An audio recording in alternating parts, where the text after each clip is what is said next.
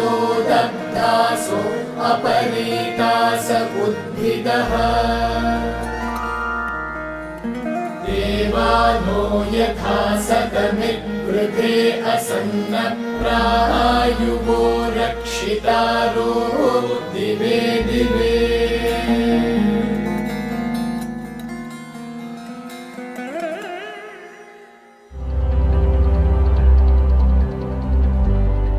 శ్రీ ప్రీతాజీ, శ్రీ కృష్ణాజీ పేరుగాంచిన ఆధ్యాత్మిక తత్వవేత్తలు, సిద్ధయోగులు. వారు సృష్టించిన ఏకం మహాక్షేత్రానికి ప్రఖ్యాతిగాంచిన నాయకులు ఎందరో జ్ఞానం కోసం, ధ్యానం కోసం వస్తూ ఉంటారు. ప్రపంచవ్యాప్తంగా వారి కేంద్రాలు సుమారు 100 దేశాలలో వ్యాపించి ఉన్నాయి. శ్రీకృష్ణాజీ 11 సంవత్సరాల ప్రాయంలోనే ముక్తిస్థితి, దైవ సాక్షాత్కారం పొందారు.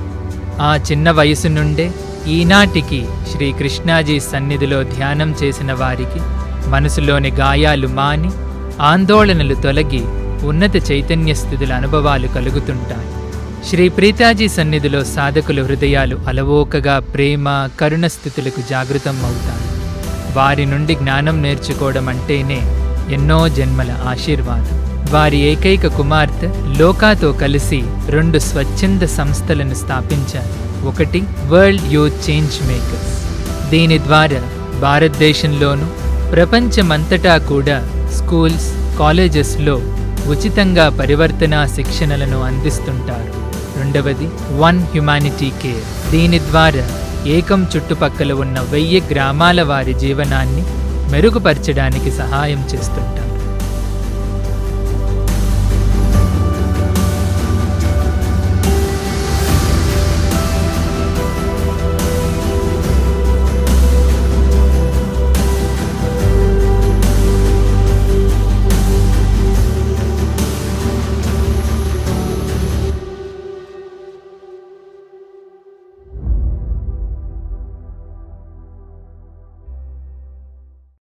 Namaste. Let us speak today of Sri Rama's temple at his sacred Janmasthan in Ayodhya. For the vast majority of Hindus in India and the world, this temple will be more special than many other temples of Sri Rama. Because Sri Rama so far belonged to the realm of faith for the devotees, the realm of epics for members of public, and the realm of transcendental for the mystics. For the first time, since that sacred space in Ayodhya has been acknowledged as the birthplace of Sri Rama, the hallowed legend of Sri Rama has also acquired historicity. Therefore, the construction of this temple cannot merely be seen as reclaiming a lost sacred site or righting a historic wrong done by Baba. It means much more to the soul of Hinduism. Hinduism, by its very nature, cannot ever be fundamentalistic. Its unparalleled democratic nature does not allow for religious fundamentalism to grow and continue. Even if it did arise, it cannot thrive in the wise soil of Hinduism. Hinduism does not seek converts. It has never sought world dominion. It is the world's 3rd largest religion with over 1.2 billion followers. The name Hinduism gives it a feeling of another ism, another ideology, or a religion. When the Greeks invaded Bharatavarsha, they called the land beyond river Sindhu as Indus, and the people of the land beyond the Sindhu as Indus, which later became Hindus and their religion Hinduism. For millennia before these foreign invasions, we called our great tradition Sanatana Dharma, or the eternal way. However, Sanatana Dharma is not a religion at all. It is simply many ways of living practiced by people living in Bharatavarsha. Not many people know the definition of a religion. A religion, by definition, must have a sacred text, a founder, and a core set of beliefs which must be adhered to. Take any religion in the world, it will fall into this definition, but not Hinduism or Sanatana Dharma. Sanatana Dharma has no single founder, nor a date on which it was founded. There is no one central text which everyone is supposed to accept. Even though Vedas are at the center of Sanatana Dharma, it is not necessary that you have to accept their authority to be called a Hindu. Shri Krishna himself says, Traigunya Vishaya Vedha Nishtraigunya Bhavarjuna. Sri Krishna exhorts Arjuna to go beyond the Vedas to an enlightened realm of consciousness. Now, coming to beliefs in Sanatana Dharma, just like in a democracy, you may live in a country while having the total freedom not to believe in any leader or believe in any leader you choose.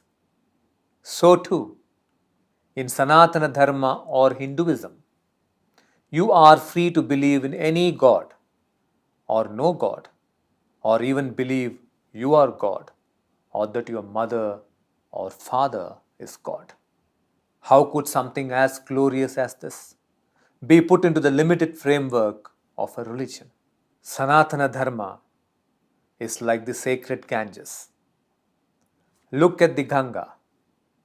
She meanders around mountains, dives into valleys, flows on the plains, all the time making her way to the ocean.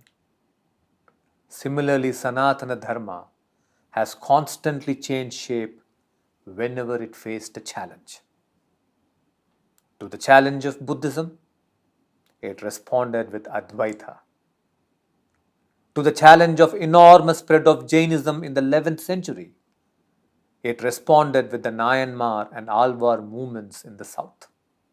To the challenge of Islamic invasion from the 15th century onwards, it became Bhakti movement in the north and took the shape of gigantic temples in the south.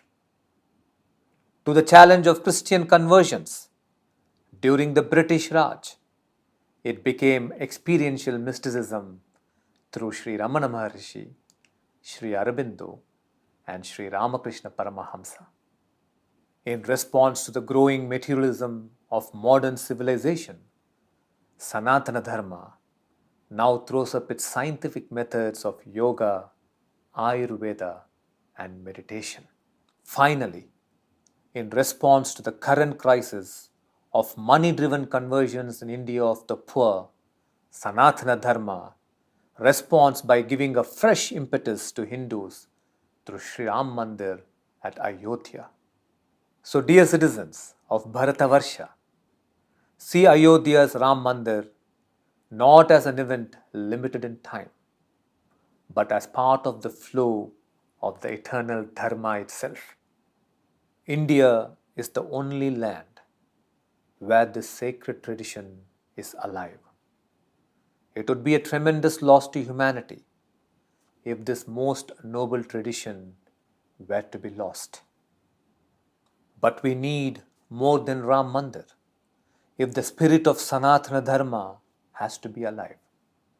It needs an authentic spiritual revolution, one that will help the millions go beyond Maya or the illusion of suffering, division, and separation, and awaken Bharatavarsha to the true nature of every human soul, which is oneness with all life, which is Ekam. ఈ సమయంలో శ్రీరామ మందిరం ఎందుకు? పవిత్ర రామజన్మభూమి అయోధ్యలోని శ్రీరామ మందిరం గురించి ఈరోజు మాట్లాడుకుందాం. భారతదేశంలో ఉన్న అన్ని రామాలయాల కంటే తప్పకుండా అయోధ్య మందిరం విశేషమైనది. ఎందుకో తెలుసా? శ్రీరాముడు తన భక్తులకు దేవుడిగా, ప్రజలకు పురాణపురుషుడిగా, యోగులకు దైవత్వంగా ఇంతవరకు నిలిచి ఉన్నారు. మొట్టమొదటిసారిగా అయోధ్యను రామజన్మభూమిగా సమస్త దేశం ఒప్పుకోవడం వలన రాముడు నేడు చారిత్రాత్మకమైనాడు. కాబట్టి ఈ ఆలయ నిర్మాణం కేవలం కోల్పోయిన పవిత్ర స్థలాన్ని తిరిగి పొందినట్లుగానో లేదా బాబర్ చేసిన చారిత్రాత్మకమైన తప్పును సరిదిద్దునట్లుగానో చూడలేము. ఇది హిందూ చైతన్యానికి ఉత్తేజ కారణం. హిందూయిజం ఒక మౌలికవాదం కాదు. అది ఒక ప్రజాస్వామ్య స్వభావం కలిగినది. అది ఏనాటికీ మత కల్లోలం సృష్టించదు. ఒకవేళ అలాంటి పరిస్థితులు తలెత్తినా ఈ నేలపై అలాంటి తత్వం వృద్ధి చెందదు. హిందూ మతం మత మార్పుడులను, ప్రపంచ ఆధిపత్యాన్ని ఏనాడూ కోరలేదు. ఇది 120 కోట్ల మంది ప్రజలు అనుసరిస్తున్నటువంటి ప్రపంచంలోనే 3వ అతిపెద్ద మతం. హిందూయిజం అనే పేరు ఇది ఒక మతం అనే అభిప్రాయాన్ని కలిగిస్తుంది. గ్రీకులు భరతవర్షంపై దండెత్తినప్పుడు వారు సింధూ నదికి తర్వాత ఉన్న భూమిని ఇండస్ అని, అక్కడ నివసించే ప్రజలను ఇండూస్ అని పిలిచారు. కాలక్రమేణా అది హిందూస్గా, వారు అనుసరించే ధర్మం హిందూయిజంగా మారింది. కాని ఈ విదేశీ దండయాత్రలకు ముందు సహస్రాబ్దాలుగా మనము మన గొప్ప సాంప్రదాయాన్ని సనాతన ధర్మం అని పిలిచాము. అయితే సనాతన ధర్మం ఒక మతం కాదు. అది భరతవర్షంలో నివసించే ప్రజలు ఆచరించే అనేక జీవన విధానాలు. మతం యొక్క నిర్వచనం చాలామందికి తెలియదు. మతం అంటే దానికి ఒక పవిత్ర గ్రంథం ఉండాలి, ఒక వ్యవస్థాపకుడు ఉండాలి, కొన్ని నమ్మకాలకు బద్ధులై ఉండాలి. ప్రపంచంలోని ఏ మతాన్ని తీసుకున్నా అది ఈ నిర్వచనంలోకి వస్తుంది. కానీ హిందూయిజం లేదా సనాతన ధర్మం రాదు. సనాతన ధర్మానికి ఒక స్థాపకుడు లేడు, స్థాపించబడిన తేదీ లేదు.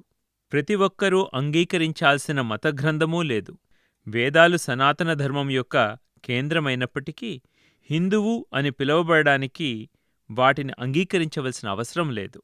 త్రైగుణ్యా విషయా వేద నిశ్రైగుణ్యో భవవర్జున అని శ్రీకృష్ణుడే స్వయంగా అంటాడు. శ్రీకృష్ణుడు అర్జునుడికి వేదాలను దాటిన జ్ఞానోదయ క్షేత్రానికి వెళ్ళమని ఉపదేశిస్తున్నాడు. సనాతన ధర్మ నమ్మకాలకు వస్తే ప్రజాస్వామ్యంలో లాగా మీరు ఒక దేశం యొక్క ఏ నాయకుడినైనా నమ్మవచ్చు, ఏ నాయకుడిని నమ్మకుండా కూడా ఉండవచ్చు. అలాంటి స్వేచ్ఛ ఉంది. అలాగే సనాతన ధర్మంలో మీరు ఏ దేవుడిని అయినా విశ్వసించవచ్చు, దేవుడే లేడని అనవచ్చు, మీరే దేవుడని అనవచ్చు, మీ తల్లిదండ్రులు దేవుడు అని కూడా నమ్మవచ్చు. ఇంత మహిమాన్వితమైన దాన్ని మతం అనే పరిమితిలో ఎలా కట్టిపెడతారు? సనాతన ధర్మం ఒక పవిత్రమైన గంగా ప్రవాహం లాంటిది. గంగను చూడండి, ఆమె పర్వతాల చుట్టూ తిరుగుతూ ప్రవహిస్తుంది, లోయల్లోకి ప్రవహిస్తుంది, మైదానాలలో పొంగి పొర్లుతుంది. అన్ని సమయాలలో తన దారిని సముద్రంలోకి చేరాలా అని ప్రవహిస్తుంటుంది. అదేవిధంగా సనాతన ధర్మం ఒక సవాలు ఎదుర్కొన్నప్పుడల్లా తన ఆకృతిని మార్చుకుంటుంది. బౌద్ధమత సవాలుకు అద్వైతంతో స్పందించింది. 11వ శతాబ్దంలో అపారమైన జైనమత సవాలుకు దక్షిణాదిలోని నైన్మార్, ఆళ్వార్ ఉద్యమాలతో స్పందించింది. 15వ శతాబ్దపు ఇస్లామిక్ దండయాత్ర సవాలుకు ఉత్తరాదిలో అది భక్తి ఉద్యమంగా మారి దక్షిణాన అతిపెద్ద దేవాలయాలుగా రూపం తీసుకుంది. బ్రిటిష్ రాజ్యపాలన సమయంలో క్రైస్తవ మతమార్పుడుల సవాలుకు శ్రీ అరబిందో, శ్రీ రమణ మహర్షి, శ్రీ రామకృష్ణ పరమహంస ద్వారా అనుభవపూర్వక ఆధ్యాత్మికతగా మారింది. ఆధునిక నాగరికతలో పెరుగుతున్న భౌతికవాదానికి ప్రతిస్పందనగా సనాతన ధర్మం ఇప్పుడు యోగా, ఆయుర్వేదం, ధ్యానం యొక్క శాస్త్రీయ పద్ధతులను వెలికితీసింది. చివరగా భారతదేశంలోని పేదలను డబ్బుతో మతమార్పిడి చేస్తున్న ప్రస్తుత సవాలుకు ప్రతిస్పందిస్తూ సనాతన ధర్మం అయోధ్యలో శ్రీరామ మందిరం ద్వారా హిందువులకు కొత్త ప్రేరణనిచ్చి స్పందిస్తోంది. కాబట్టి ప్రియమైన భరతవర్ష పౌరులారా, అయోధ్య రామమందిరాన్ని సమయంతో పరిమితం చేసిన సంఘటనగా కాకుండా సనాతన ధర్మం యొక్క ప్రవాహంలో భాగంగా చూడండి. ఈ పవిత్ర సాంప్రదాయం సజీవంగా ఉన్న ఏకైక భూమి భారతదేశం. మహత్తరమైన ఈ సాంప్రదాయాన్ని పోగొట్టుకుంటే అది మానవాళికే విపరీతమైన నష్టం. సనాతన ధర్మ సజీవంగా ఉండాలంటే రామమందిరం ఒక్కటి కట్టుకుంటే చాలదు. ఒక ఆధ్యాత్మిక విప్లవం కావాలి. కోట్లాది మంది మాయ, దుఃఖం, విభజన లాంటి మాయలు తొలగి మానవుని యొక్క నిజతత్వాన్ని తెలుసుకోవాలి. ఆ నిజతత్వమే సమస్త జీవరాశులతో ఏకత్వం. అదే ఏకం.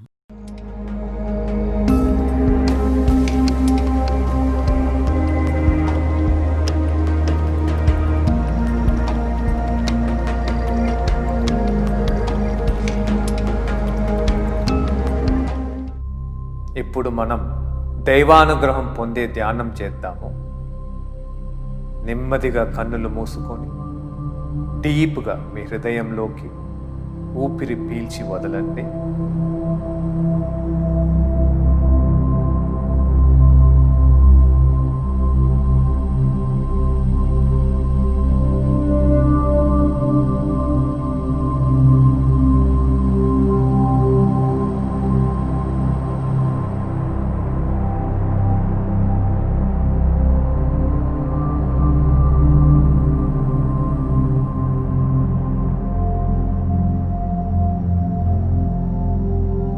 మీ హృదయంలో మీ దైవాన్ని ఫీల్ చేయండి.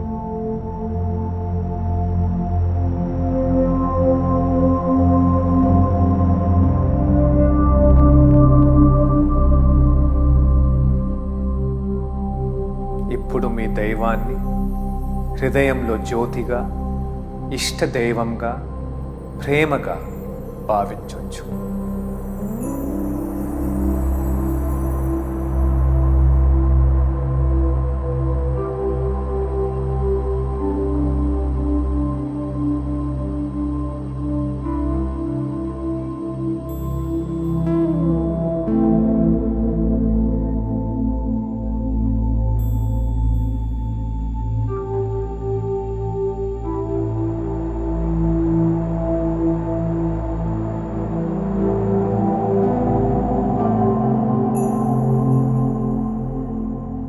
మీ దైవంతో, మీ స్నేహితులతో మాట్లాడినట్లు మాట్లాడండి. మీ జీవితంలో ఈ సమయంలో మీకు ఏమి కావాలో మీ దైవాన్ని అడగండి.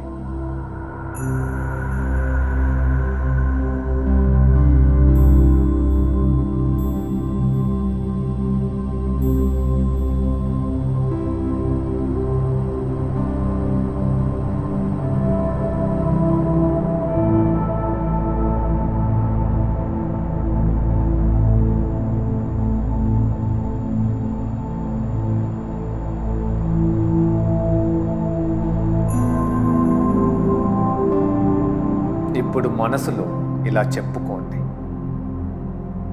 నాలోని భయము, దిగులు వదిలిపెడుతున్నాను. ఈ సమస్య నీ చేతిలో పెడుతున్నాను. దీన్ని ఎలా సాల్వ్ చేయాలో నీకే తెలుసు, నువ్వే చెయ్యాలి.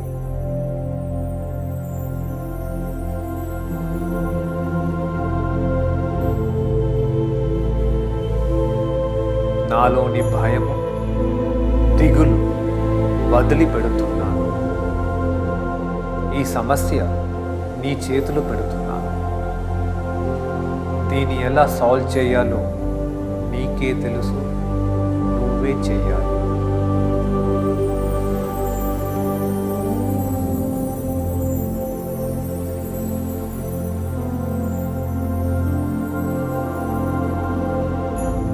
నాలోని భయము, దిగులు వదిలిపెడుతున్నాను.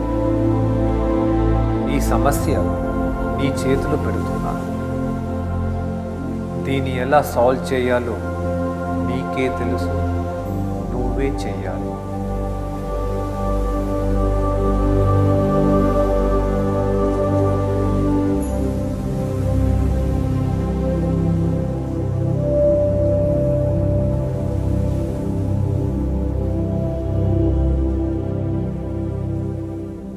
ఇప్పుడు మీరు కోరిన కోరిక తీరిపోయినట్లు ఫీల్ చేస్తూ ఆ ఆనందంలో కొంతసేపు ఉండండి.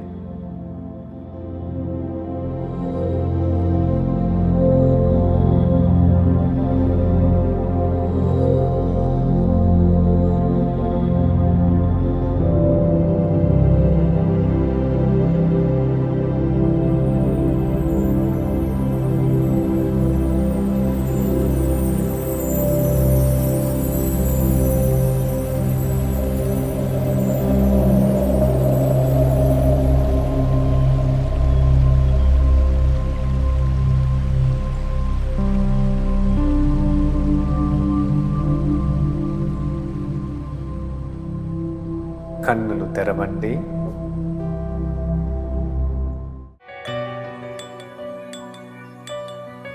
ఏకం మహాక్షేత్రం ఆంధ్రప్రదేశ్లోని తిరుపతికి, చెన్నైకి మధ్యలో ఉన్న ఒక దైవీక శక్తి క్షేత్రం. ఈ క్షేత్రం ఆసియాలోని స్తంభాలు ఆధారం లేని అతిపెద్ద హాలుగల పాలరాతి కట్టడం. శ్రీకృష్ణాజీ తమ తల్లిదండ్రులైన శ్రీ అమ్మా భగవానుల ఆశీస్సులతో ఏకం మహాక్షేత్రాన్ని 19 ఏళ్ల వయసులోనే సృష్టించడం ప్రారంభించారు. ఈ క్షేత్రంలో 24,000 మంది ఒకేసారిగా కూర్చుని ధ్యానం చేయగలరు. ఏకంలోని మూల విగ్రహం హిరణ్యగర్భం గురించి ఎన్నో ఏళ్ల క్రితం ఋగ్వేదంలో కొనియాడబడింది. ఇక్కడికి వేలాది మంది శాంతి కోసం, భగవత్ సాక్షాత్కారం కోసం, మహిమల కోసం, ముక్తి కోసం ధ్యానం చేయడానికి వస్తూ ఉంటారు. ఏకం మహాక్షేత్రానికి మీరు కూడా తరలిరండి. శ్రీ ప్రీతయాజీ, శ్రీ కృష్ణాజీల ఏకం విశ్వశాంతి ఉత్సవాలను ప్రత్యక్ష ప్రసారంలో వీక్షించండి. ఆగస్టు 9 నుండి 15 వరకు ప్రపంచమంతటా 1 కోటి మంది ఆన్లైన్ ద్వారా పాల్గొంటున్నారు.